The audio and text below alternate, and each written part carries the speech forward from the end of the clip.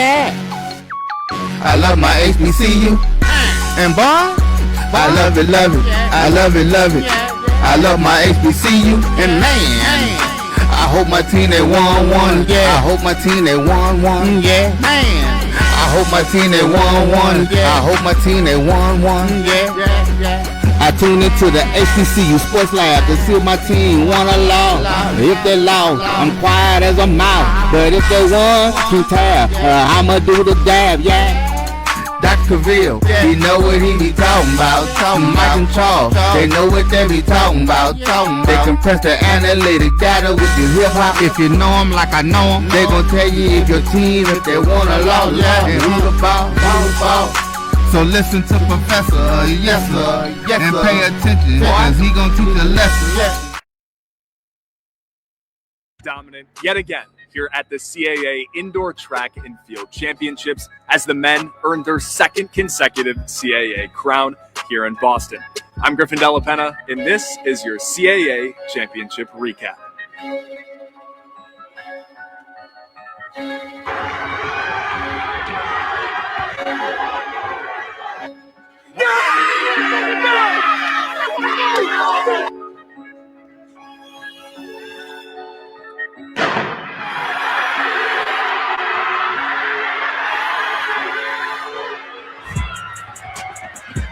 With schedule change and go from a 2-day meet to a 1-day meet, and with everything being a final, instead of us having to wait a day to have our points kind of pile up, we went ahead and did that in the very beginning of the meet. So I think once that started, the energy started to build, the momentum started to build, and then we just carried it through to the relays. The mentality was just come out here and win. Team dominance. I'm doing it all for my team and my coaches. Shout out my coach, Coach Trammell, Coach Johnson. Even though I was showboating a little bit, I just had to add my own thing into my races. Just come out here and just dominate because we're the best team here.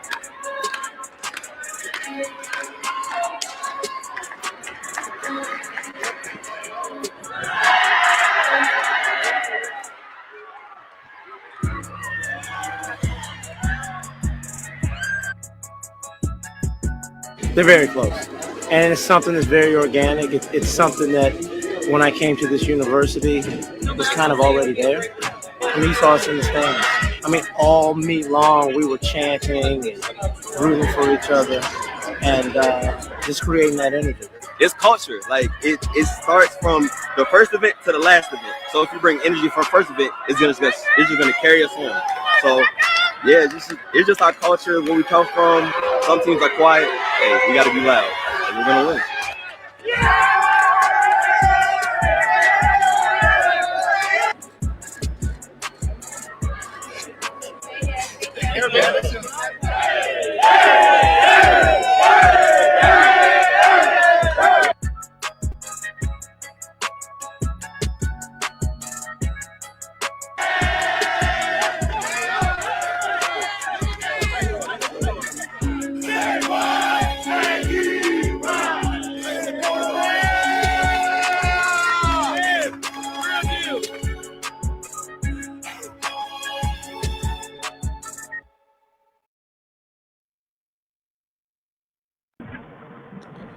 What's going on, guys? This is Dr. Cavil's inside the HBCU Sports Lab.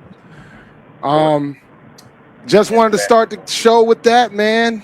Congrats to the men, the track and field team of North Carolina A&T for winning the championship for the second consecutive year. So shout out to them. What's going on, Reek? How you doing, sir? I'm hanging in there, man. How are you? Congratulations, by the way. Appreciate it, man. 36 inches of snow. I've been in my house, working from my house tomorrow will be the fourth consecutive day. Oh man. Well, that's not the worst problem in the world. Yeah, probably look at it. You know, when you want to leave, it can be a problem. That's 36 inches. Wow, where does it all go? That's the problem right now. There's nowhere to put it. And it snowed again today. Yeah, same here in New York. Yeah. Same here. And did you have the same problem we had where the snow just stuck around for like 3 weeks because it was too cold? Mm-hmm. Yep. Oh yeah, that's normal Rhode Island stuff. Like this snow ain't gonna be gone till May. Normally it's April, but it's looking like May. Like the biggest reason why my company hasn't been able to bring folks back in is because they haven't been able to clear all the roads out. They have nowhere to put it. Right. So it's becoming a challenge to say the least. But Mr. King will probably be back. I'm going to go ahead and run through the intro. Welcome to episode 785 of Inside the HBCU Sports Lab radio show and podcast, the show that's covering the HBCU sporting diaspora, all things HBCU sports, for institutions large and small, from the NAIA to the NCAA. We share insights and information on the HBCU sports culture and the HBCU athletic aesthetics to facilitate the story of HBCU athletic programs and the business of HBCU sports. I'm your host, David L. Rhodes, with my partner in crime, Tariq Wilson, and Brandon King, who's kind of on assignment. He'll get back here, but Jeffrey Johnson is definitely on assignment. We are filming from our home studios and sending a signal live to KCOH 1230 AM studios with the Texas Radio Hall of Famer Ralph Cooper in the beautiful home of Texas Southern University from Houston, Texas. So how's things, Reed? Everything's good? You know, I saw that men play twice this past week. Hampton men's basketball. I saw them. They were at Hofstra and at Stony Brook. Too far drives, but it was good to see them in person. But the fellas, they're struggling a little bit. It's not with y'all in the road, bro. Like, yeah, it is like two different teams. Let's see. At home, they are 9-1 this year. On the road, they're 2-11. 2-11, and they've been hurt all year. So for some reason, at home, they can kind of summon something and just battle through it. But on the road, nah, they just have these stretches, man. Like, they're competitive, but they just have these stretches where they just fall apart. Oh. So yeah, it's hopefully if they can get healthy, by tournament time, they might be able to win a game or two, or further than that. But because even the top team, they played them well. But yeah, on the road, they're bad, man. They're bad. Yeah, we played UNCW pretty well. Charleston ran us off the court, bro. Yeah, they could do that. They ran us off the court. They were like close for a period, and then they pulled away. But it was a wake-up call for our Aggies. So after that game, they played pretty well. I'm gonna go ahead and I had to mute Brandon because Brandon, what's going on, brother? What's happening? Fellas? You over there still delivering mail? You are dedicated. No. I was off today. They didn't need me today. Good for you. Hey, speaking of basketball, Tennessee State, man, what's going on there? They're balling. Yeah, they're balling. Hey, it's some good things going on down at 3,500. So they're tied for first place, man. They are really playing some good basketball, and the thing about it is they're starting to play the best basketball when they need it the most. They were talking about it on the game. I think it's been over 30 years since they've been this high in the standings, this deep into the season. And the thing about it is they're obviously in the mix to win the regular season crown. But for me, even if you don't, you still want to have those first two seeds in the conference tournament because the top two seeds get that sweet double bye. So you only have to win 2 games to get into the NCAA tournament. So, and they've got some big games coming up. Up next is SEMO, and so the work is not done yet. So on the men's side, they're really playing good basketball. Aaron Krumah won Player of the Week for the 4th time this season. That young man he's been playing outstanding all season. So it's very good. And speaking of weekly awards, we can't forget about Mr. Walker from your institution winning Rookie of the Week back-to-back weeks and the 4th time on the season. So. Oh yeah, man. It's funny. When we were out in LA, he was one of the players that was brought up about trying to keep him, and the big thing was the NIL budget. And like they talked about how Charleston's budget is $2 million, UNCW's budget is $1 million, Townsend's budget is $800K, and A&T is $300K. So to keep players, we got, and this is just basketball, not even considering like all the other sports, right? Yeah. Like they're putting that just for basketball. Like, so it's one thing to say, all right, Charleston and UNCW, they don't have football, got it. But Townsend has $800K, and they do have football means that we got to fuck that. And so that's going to be the biggest challenge to keep some of these kids. And I don't think we have to match some of these folks, but we got to be more respectful with our offers versus some of these other institutions. Like we lost a guy last year to UNCW. Like it's one thing to lose him to Power 4. Like we can't compete with that type of money. I get it, but we got to be able to at least be able to keep our guys here and keep them outside of the other conference institutions. That's just my thoughts on it. But Lewis Walker, y'all gotta sell that. Y'all gotta sell that Aggie pride. We sell it, but like I have when I used to recruit for my job, I had a philosophy of if another offer is within $15,000, I can convince you to come work for me. I can convince you, but once I get over that $15K mark, I'm running out of reasons. Yeah, I'm running out of like once it becomes insurmountable, I can't convince it. So I think A&T is going to have to do a similar thing. Like we can sell the culture, we can sell the Aggie pride, we can sell everything that comes with the institution, but you still got to be close to the bullet. Like you got to be a little bit. You got to give something that's respectable. Because a lot of the kids they love the campus. They love being on campus. They love the school. They love the institution. But you're going to have to do a little bit more. And I know some alumni don't want to hear that, but that's just the reality of the fact. That's so Walker here is 6'6", 230. What does he play? Does he bring the ball up? What does he do? What is he, a shooter? He's averaging 19. So I think he's like among like the. I thought at one point he was like top 10 in scoring for his class, for his freshman class. So it's awesome. But he can ball, man. He's legit. We got a couple good. We got talent. Talent ain't the problem. It's just they're young. They just got to play together. They're young. Yeah. Like and one thing, and A&T beat Elon by 20 over last weekend, and the one thing that came out of that was they changed the rotation up. And so the only question I have is why we haven't been playing this rotation sooner. Because I think you got to stick with what this is, man. And like this, like if they continue, like I'm curious to see what they do this weekend with the games coming up. But if they keep that rotation going into the tournament, we're going to be dangerous. Like we're going to be very dangerous in the tournament. And that's all I can ask for. Those rotations are often political. I know, bro. Like, and that's the thing. But the thing is, like, you can't. At this point in the game, you kind of got to play your best rotation and go from there, man. Because I understand it's political, but man, you got to win too. Like, this team's too talented to be the record that they are. That's just my thoughts on it. And he wants to keep the core nucleus together, and I think the alumni base is going to help him with that.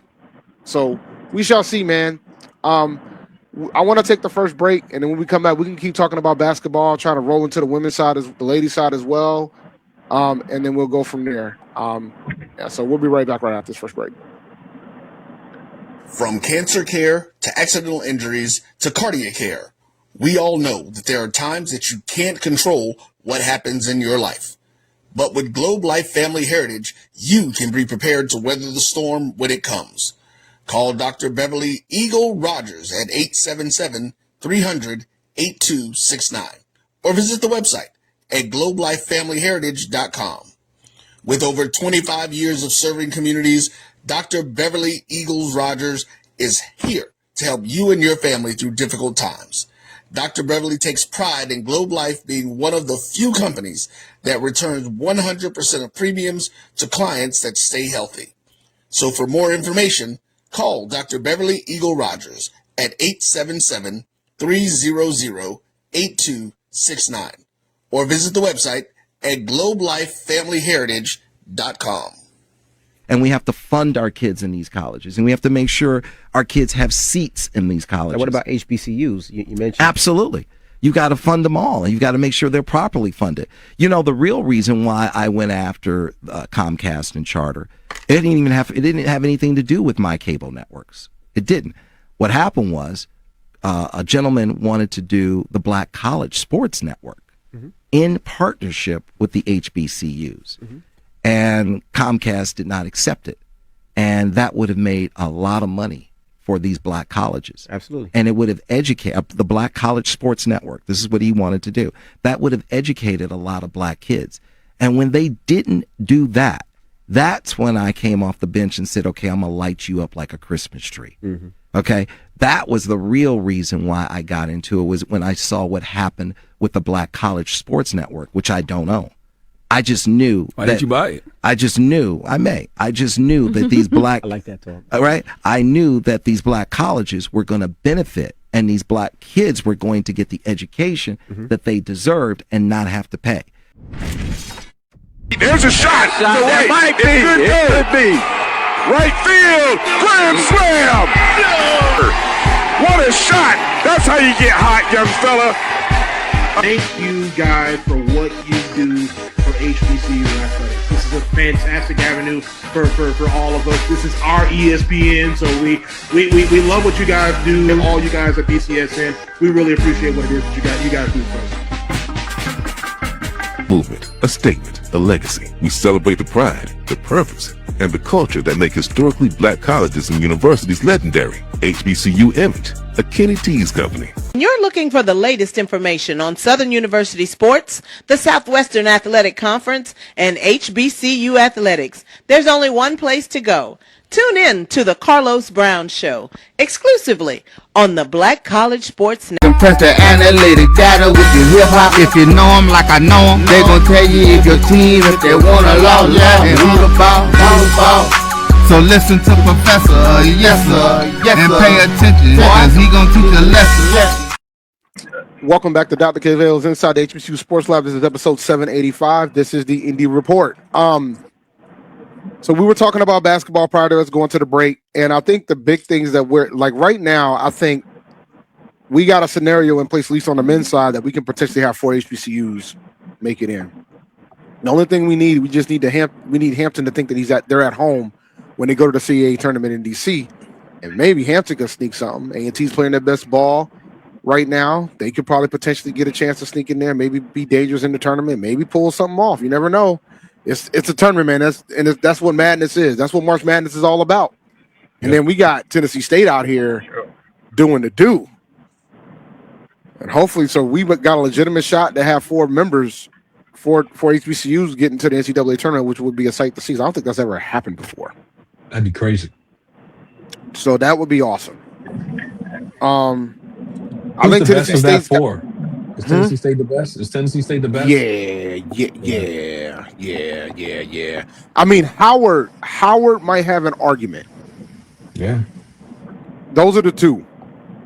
I think Howard would have an argument. Bethune does too. They should be closing out the regular season soon, but Bethune's got some talent on that roster as well. So like those 3, Hampton would be interesting. I would love to see A&T play some. Like we played Howard to a close match. So I know talent wise, I think we could probably compete, but it would be interesting. Hampton probably definitely could compete as well. But I think right now, I think it's Tennessee State.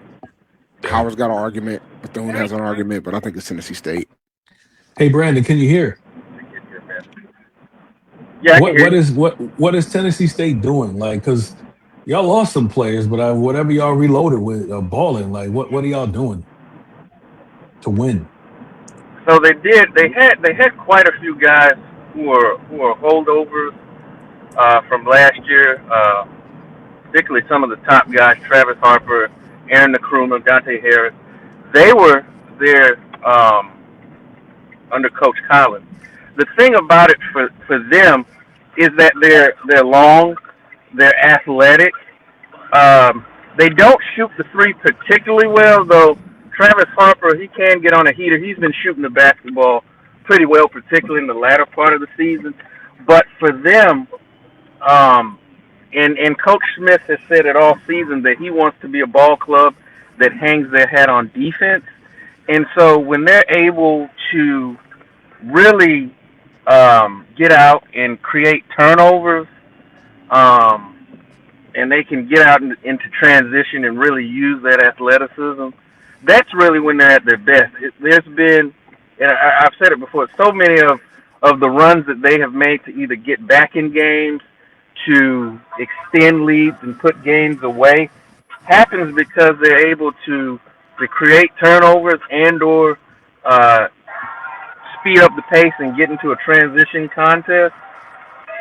And that's what really does it for them. When they are shooting the three, then they're really, really dangerous. And the other thing is, yes, guys like Aaron and Travis Harper, they get a lot of the offensive attention, but they have got so many other guys that contribute, not only at a high level, but offensively, whether it be, we saw Jalen Petrie.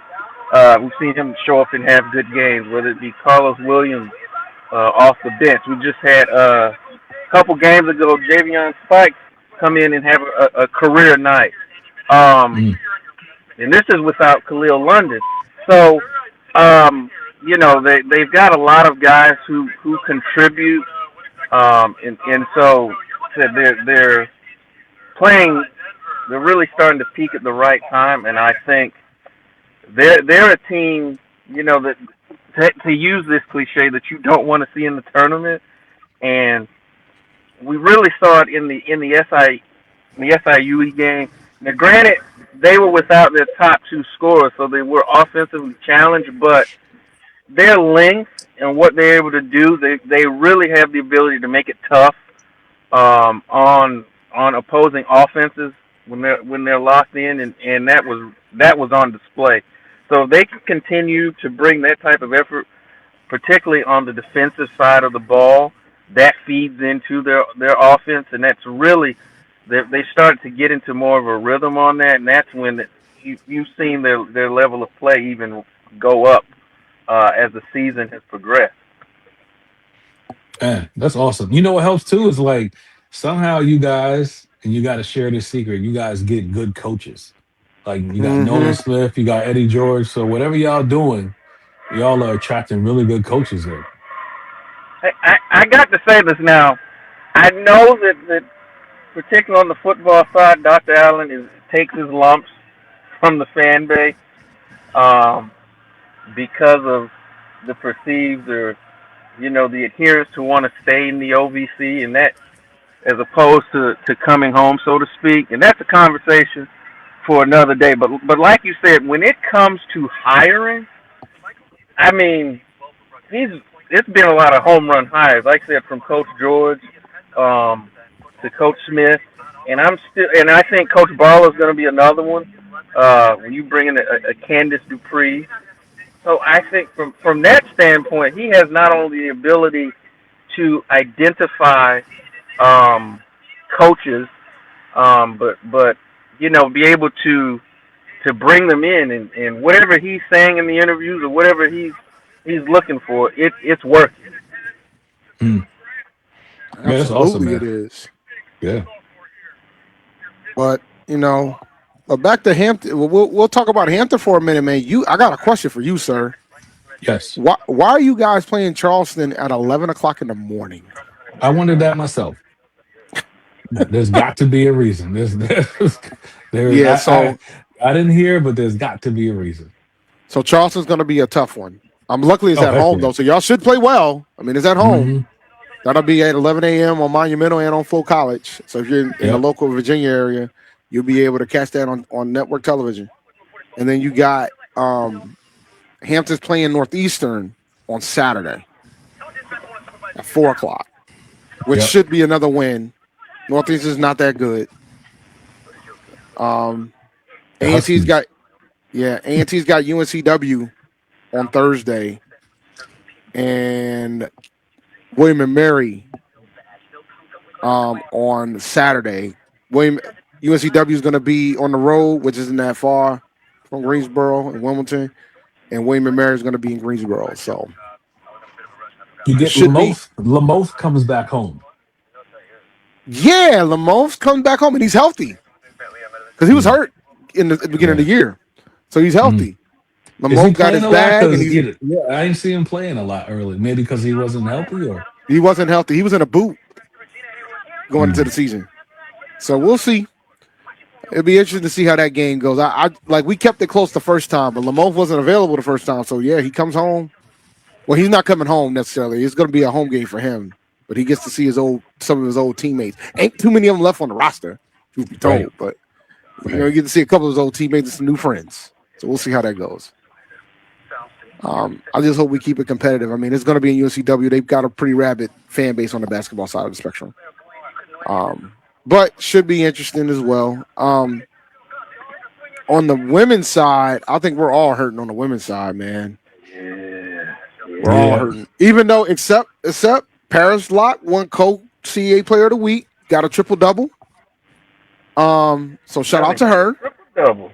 Got a triple-double, man. And just to clear up just to clear it up, because I know a lot of you guys probably ain't watching. It was she had the triple-double before it got into triple overtime. Wow. So she had the triple-double already. So shout out to her. I mean, yeah, they went. It's funny because they played Northeastern in Boston a few weeks prior, and that game went into double overtime, and they came down to Greensboro the same day that we had that ESPN Sports Center was on the yard. They did Sports Center Live from there, covering women's basketball, which I thought was awesome. So they interviewed Coach Rob. Then they went and interviewed the track team before they flew out for the CAA championships, which they ended up winning. So it was a good show. And then that same night they had a game against Northeastern. They went to triple overtime and they pulled it out, which was a heck of a game to watch too. By the way, there was a lot of chaos in that game, to say the least.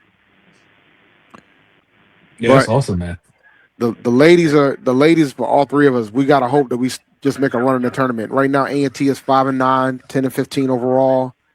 Hampton's 3-11 in conference, 9-17 overall. But Hampton's out of the they ain't gotta play the I don't think they're gonna have to do the playing game. I don't think. Let me check. 6, 7, 8, 9, 10, 11, 12, 13. Yeah, I think they got out of the woods of the playing game, which is good. I think. Wow, who's playing worse than us? We're on a 6-game losing streak. Northeastern and UNCW. Oh, okay. All right. Yep. I mean, we had some tough losses the week before, man. We lost to two of the bottom teams. I think we lost to UNCW, and I believe it was UCW and Hofstra we lost to in back-to-back games. So yeah, we had some rough sledding prior.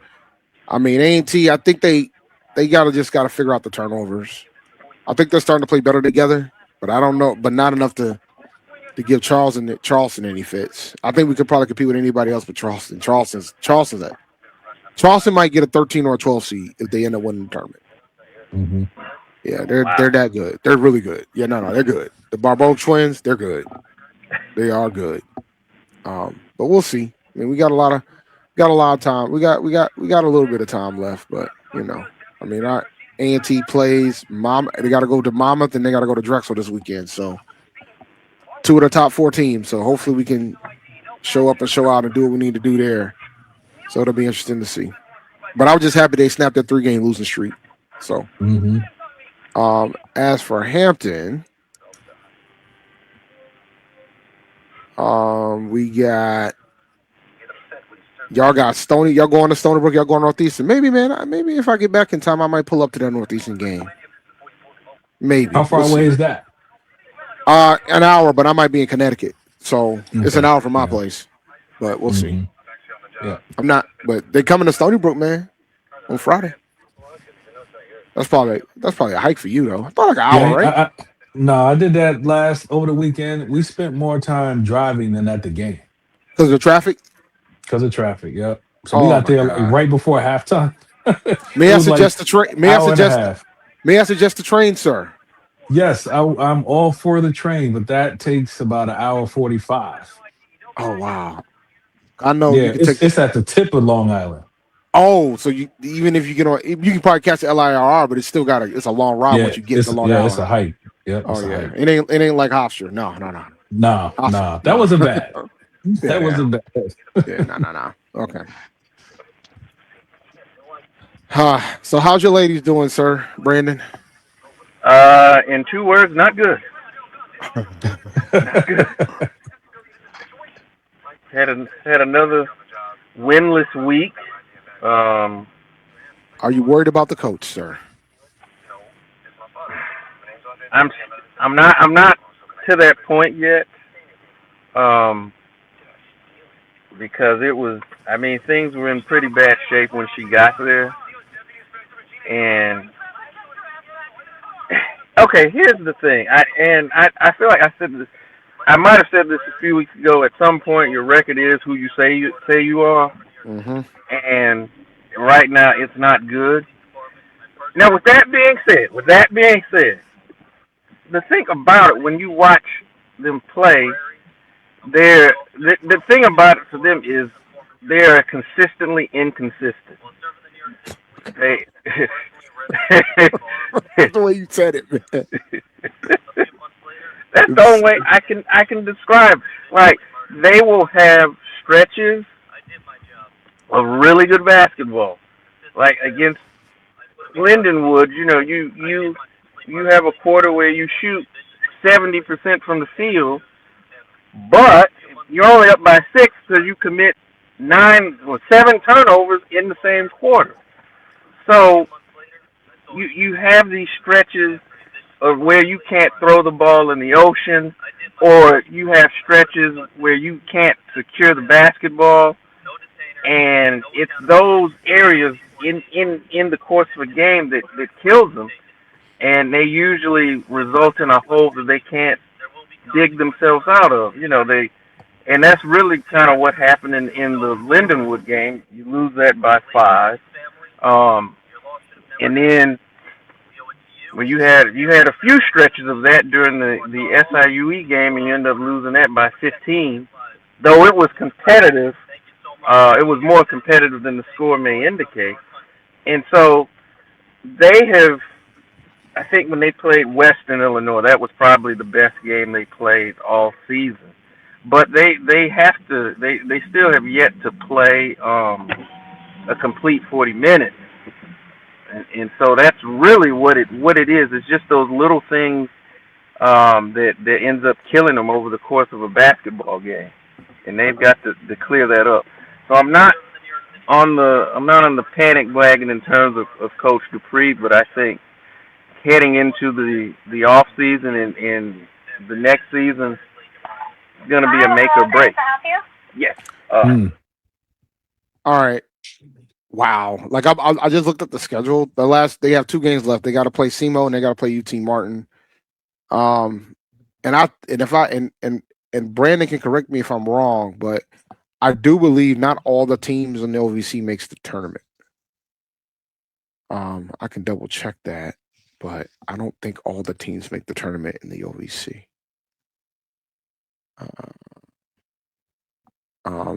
But that being said,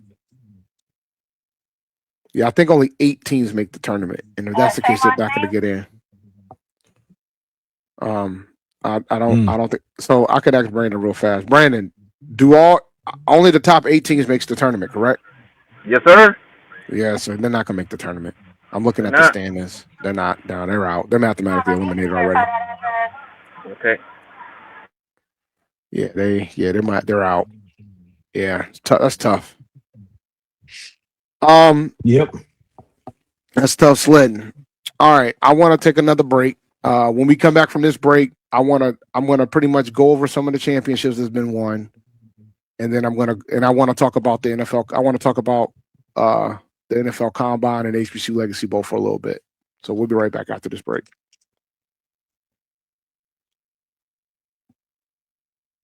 For over 30 years, HBCU Image has been more than just an apparel store. We've been a movement, a statement, a legacy. We celebrate the pride, the purpose, and the culture that make historically black colleges and universities legendary. Whether you're a student or a lifelong supporter, our gear lets you wear your HBCU story with confidence and style. Because when you wear HBCU image, you're not just wearing clothes. You're wearing culture. You're wearing pride. You're wearing purpose. HBCU image, a Kenny T's company. From cancer care to accidental injuries to cardiac care, we all know that there are times that you can't control what happens in your life. But with Globe Life Family Heritage, you can be prepared to weather the storm when it comes. Call Dr. Beverly Eagle Rogers at 877-300-8269 or visit the website at globelifefamilyheritage.com. With over 25 years of serving communities, Dr. Beverly Eagles Rogers is here to help you and your family through difficult times. Dr. Beverly takes pride in Globe Life being one of the few companies that returns 100% of premiums to clients that stay healthy. So for more information, call Dr. Beverly Eagle Rogers at 877-300-8269 or visit the website at globelifefamilyheritage.com. Are you hungry for authentic Caribbean food like jerk chicken, oxtail, red snapper, shrimp, tofu, and rasta pasta? Well, find your way over to Mango's Caribbean Restaurant, 180 Auburn Avenue, right next to Royal Peacock in downtown Atlanta. Them belly full, but we hungry. Mango's Caribbean Restaurant, open daily from 11 a.m. to 10 p.m. And on Friday and Saturday, we're open till 4 a.m. Come to Mango's and put some spice in your life. So we've got a good thing going. Mango's Caribbean Restaurant, 180 Auburn Avenue, right next to Royal Peacock in downtown Atlanta. For more info or directions, call 404-698-3992 or log on to mangoscaribbeanrestaurant.com. For instant coupons, text MANGOS to 313131. Tell your mama hungry, papa hungry, brother hungry. Mango's Caribbean Restaurant, authentic Caribbean cuisine. Open up the door, tell your mama hungry. You're looking for the latest information on Southern University sports, the Southwestern Athletic Conference, and HBCU athletics. There's only one place to go. Tune in to the Carlos Brown Show, exclusively on the Black College Sports Network. Compress the analytic data with your hip hop. If you know them like I know them, they gon' tell you if your team, if they want a law, and who the ball, So listen to Professor, yes sir, and pay attention, cause he gon' teach a lesson. Welcome back to Dr. Cavill's Inside the HBCU Sports Lab, episode 785. This is the Indy Report. So I talked about the men's track team winning the championship for A&T. Hampton, the ladies almost won it. They were second place. The big dilemma they had, they ran into Elon, and Elon had so many distance runners. Like I think in one of the events, Elon got like almost 30 points. I know. Wow. I don't think I know. I think it was like 26 points for the 1 mile. They got 26 points. But I think Hampton had a pretty good showing. The late A&T, the Lady Aggies had a pretty good showing. They ended up placing third, but they got that at the 11th hour. I was able to attend the track championships halfway through it. Most of it, because I had to leave around 2:30 to get back before this historic storm showed up, get back home. But overall, man, the event was very condensed. Everything was a final. So all the things were finals, which is different than what normally happens in the track meet. But that's nothing that not out of the ordinary, so to speak. But that wasn't the original intent. But they had to condense everything in one day. So you had the track events and the field events all happening at the same time. It was a lot of things going on. So you could pretty much pick your litter about what you wanted to look at from a competition standpoint, which I thought was pretty dope. And that facility is the track in Boston with New Balance, phenomenal facility. Really nice facility. Considering it's right up the street from Northeastern, so you can see what type of resources and leverage they got when it comes to this thing, right? But that was one thing that occurred over the weekend. The other thing that occurred was A&T bowling team ladies won the MEAC for the 6th consecutive year in the regular season, so shout out to them. FAMU won. FAMU golf on the men's side won the HBCU championship, and A&T on the women's side won the HBCU championship. So shout out to them. Your boys Howard, your enemies, 5th straight women's indoor track title. The running joke I have for that, since A&T left, y'all won every single one. I think the men's on some type of streak too, but shout out to them for winning the MEAC women's indoor track and field. They also won diving in the NAC, both on the men's and the women's side for Howard. Shout out to them for that as well. So a lot of championships have been out here in these streets, And my most hated rival has not won a championship in over 1,000 days. I just wanted to put that out there in the atmosphere for folks to have that awareness. But anyway, Man, that's bad. What's going on over in Durham? I mean, if they don't win football, they're not gonna win anything. That's the running joke I always have. If they don't win football, they're not gonna win anything. They're just not gonna win anything. I mean, Howard has always been determined to, now that smaller conference, they're gonna take the bulk of the championships. Like them, Norfolk will probably grab a couple. South Carolina State always wins tennis and football potentially, right? And then you got for bowling, it's either A&T, Maryland Eastern Shore, or Delaware State. Delaware State will win something. Coppin will win something. I mean, they got the longest drought in the conference when it comes to winning a title, I believe. So that's what it is right now. They haven't won a title. Like every other institution in that conference won a title more recent than that. Yeah, that now that you say that, because football sucks up all the air in the room. So you think if football is successful and everything else, but yeah, they got a lot of work to do over there in Eagle Land. They need an infusion of a lot of things. I thought they had an outside shot to win men's basketball this year, and then Howard decided that this is theirs. They ain't happening. Ain't happening. They ain't happening. So they're just gonna take it. Ain't happening. Yeah, because Norfolk's kind of Norfolk's there, but they're kind of they're young, and you see the youth in the team. Yeah, it's Howard's to lose at this point. Yeah, I want you to go take a look at Coach Jones. Look at his recruits for the past few years, and look where they at. Like those guys are getting paid, man. If somehow Norfolk State could hold on to all the guys that Jones recruits, man, they could really. He knows how to recruit. So that youth makes sense because they lost so many dudes. Gibbs had the best quote when he talked about NIL money to the alumni base. He said, "Oh, I can get the kids. The dilemma is keeping them because now you got NIL. And and the thing is, considering the revenue that was brought in from football, it's gonna be curious to see when that's gonna trickle down to basketball because Norfolk's a basketball school. Like that's where their bread is. That's where their bread is buttered, right? So, some of that money's got to get down to. Some of that money's got to get down to basketball. It has to. It's imperative. That's what they're known for. That's where their history's been made. So they gotta, and you have an outstanding coach there that can recruit. Like you got to keep that there. Yep. So that's just my thought on it. That's just my thought of it. But I wanted to bring up. Did you watch either the HBCU Legacy Bowl? I just watched some of the highlights because we had a linebacker there who had a good season. I think Harold. Yes, and I heard he was. I heard he impressed too. Like I know some guys that were down there that scouts too. I heard he impressed. Shout out to Andrew Brown from A&T, the kicker. He ended up getting a combine invite. He was part of the showcase today, the special showcase today. Only 8 people get that invite. And he was able to he earned an invite during the Legacy Bowl. So shout out to him. He went 5 for 5 on field goals, man, over 50 yards. So, that's NFL. And I said that's NFL level kicking right there, guys. Yeah, that's a pro foot. Yeah, it is, man. And the thing is, his story is so fascinating because his first love is soccer. And then when I guess it was his middle or his high school that got rid of I think it was the high school that got rid of the soccer team.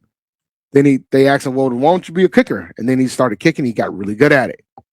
A&T recruited him. But I wanted to bring him up because I wanted to say the message of it doesn't matter where you are. This is for the student athletes. It doesn't matter where you are. If you're good enough, they'll find you. That has never changed when it comes to the National Football League. Never. Yep. Because if you're good enough to get into the league, they will find you.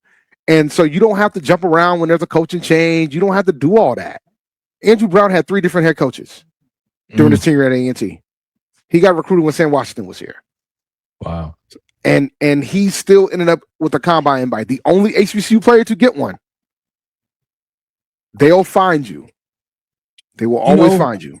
Along those lines, like these guys, I want the guys to go into how much is it worth to transfer that per year?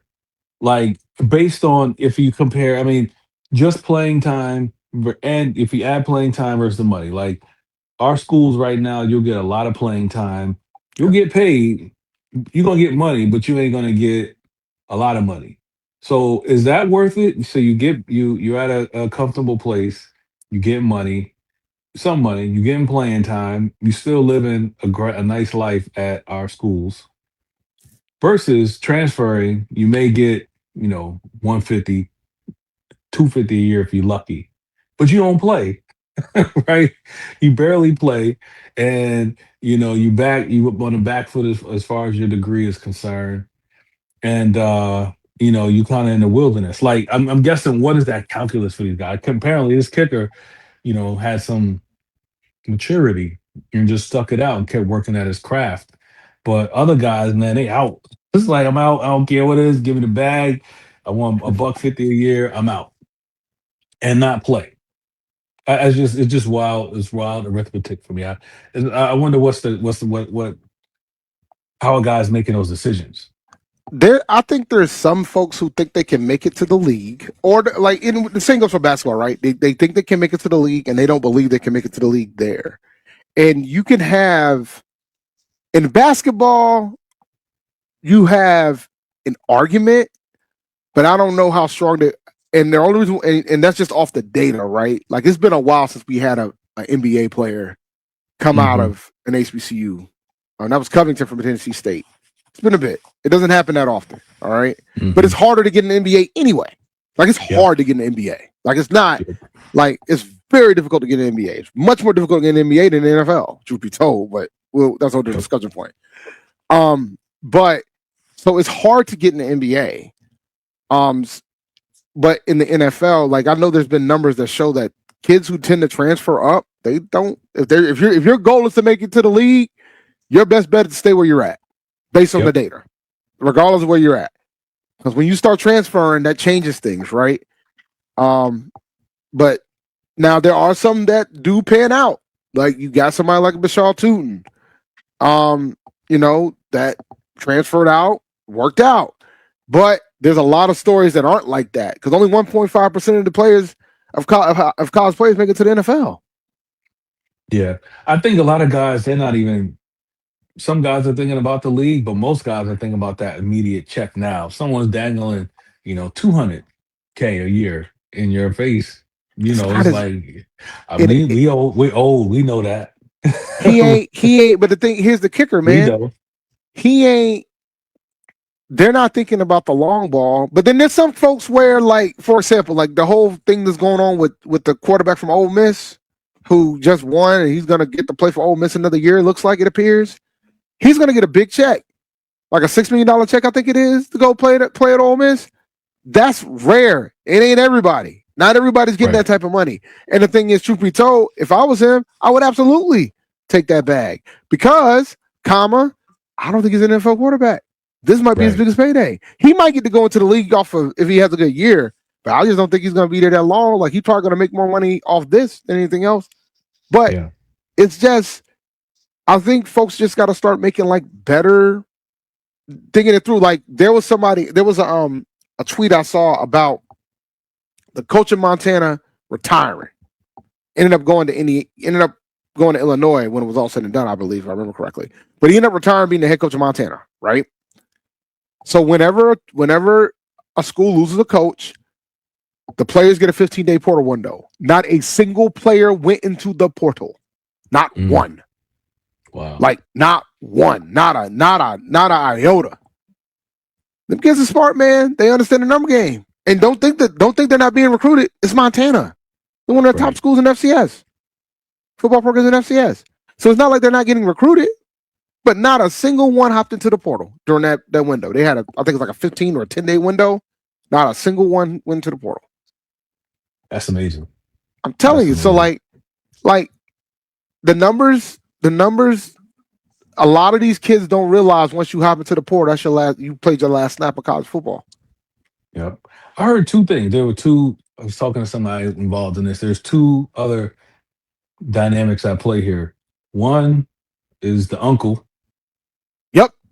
The agent uncle, who's like, he's gonna get a chunk of that, whatever, 200,000. So that's at play. And there was the other thing is players are getting processed now. So that means coaches telling you, hey man, you might want to move on. That's happening a lot. There's definitely those. There's definitely those because they can just yank a scholarship at that point because the scholarship's still year to year. So you can stay. There are certain schools like I think part of that ruling was like they have to honor that 4-year contract, that scholarship. Certain school, I don't know if it's blanket, but I know certain schools and conferences honor that 4 years if you want to stay. We gotta check see if the CAA does that. Because I'll tell you what, it's hard to rebuild a program. That's the case. I mean, but most of the guys, they ain't, they ain't there. Football is the primary or whatever your sport is. So if you can't play all of a sudden, it's like, hey, why am I here? I'm gonna try jump in the portal, see if someone will pick me up. That's how you have how many guys just don't get picked up every year. Yeah, man. Because some of them it ain't voluntary. No, I know that. But but then you also got coaches out here going after players too, like behind the table. That's happening ridiculously. Man, that's like from day one. That's like, especially our schools, man. Oh man, these guys got so many people in their ear. So many people. Yep. Yeah, the uncle is the scary thing though, man. But you got players like there's players like Andrew Body that hopped into the portal and he ended up getting back to Alabama State. Like more and more of these players are starting to realize this is where you need to be. And the thing is too, I think, but when you bring back the uncle, it ain't just the uncle. Sometimes it might be the dad, it might be the mama. Like, I think we got to get to the point where the student athlete makes the decisions and not be pushed. I think a lot of times there's some occasions where kids are getting pushed, and sometimes good, but a lot of times it tends to be bad. But all right, man, you got any last final thoughts before we do the outro? No, man. Good talking to you. Let's see how the basketball teams, Oh my goodness, man, I'm praying. End up, yeah. I'm praying, man. Like I don't want to start over again. But I think after going to LA over that weekend for All-Star weekend, I think my coach is safe. He ain't going. He's safe. He won that game. He won that game. But on top of that, like he made a donation towards the All Aggies All In too during that event. We had a fundraiser event. He made a donation too. He's in it, man. He's invested. Wow. He's invested. I don't see any type of changes from that front for probably another year, for a couple of years. I think they're gonna let him try to figure this out. Yeah, because I think our coach. Yeah, I think we got some stability too. I think we're gonna turn over about 70% of the roster again for a whole bunch of reasons, but I like what we're doing, even with this away slide this year. Yep. All right. Cool beans, man. Thank you for listening to Inside the HBCU Sports Lab. Make sure you share our podcast with your friends and colleagues. We look forward to next week as we discuss the latest news in the lab. Make sure you follow me on Twitter at ChampD1012.